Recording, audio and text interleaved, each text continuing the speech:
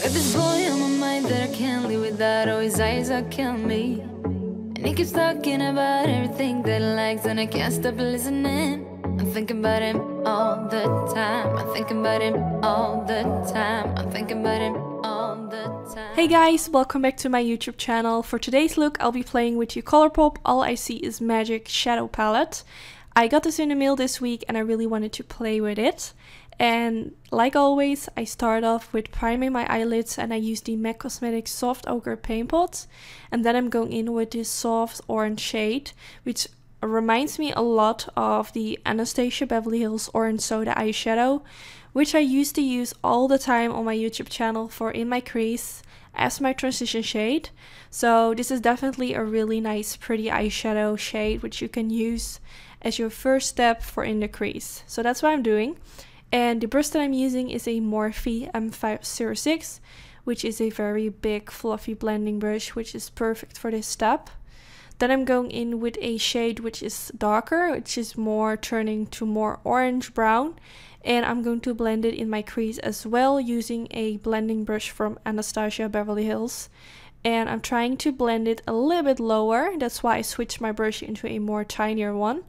And also I didn't apply a lot on my brush. I really wanted this to be very soft in my crease and not too harsh. And also I blended it a bit around the outer V of my eyelid, so it gets a sort of round effect instead of, sometimes I have a very sharp edge, but this time I wanted it to be more round.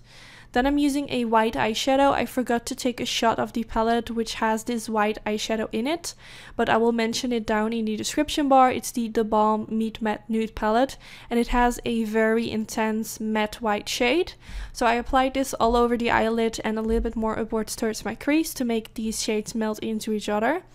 And then I'm going in with the Colourpop iluvsarahii and Colourpop collaboration, and this is the shade Arriba. And I'm going to use this for my eyeliner. And I'm starting off with creating like the tail of my cat wing. Because I feel like if I only go in with red glitter, I won't get like a sharp effect that I will get with eyeliner.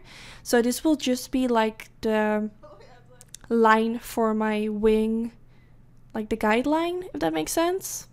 You can also only use glitter, but it will just not look as sharp as you use eyeliner. And because I'm going in with red glitter, I just need a red shade, and that's why I went in with this liquid liner.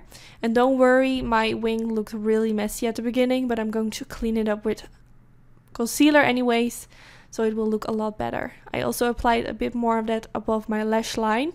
Now to make my glitter stick, I use the MAC Mixing Medium, and I'm using a red glitter from the brand RXY. And I started off with applying a little bit of that MAC Mixing Medium at the beginning part above my lash line. And then I'm going in with the glitters and I'm going to press it right on top of it. And I'm just going to do this all over where I applied the liquid liner. And the glitter will totally cover up the liquid. So as you can see at the beginning of my eye, it doesn't really make a difference then if you compare it to where I applied the liquid lipstick and where I did not. But it's just as a guideline, so it's easier, so you know exactly where you need to place the glitters, and so you still will have like that sharp cat wing effect. I hope that makes sense. I find it really hard to explain, but I just feel like using the liquid lipstick underneath it just makes it more sharp.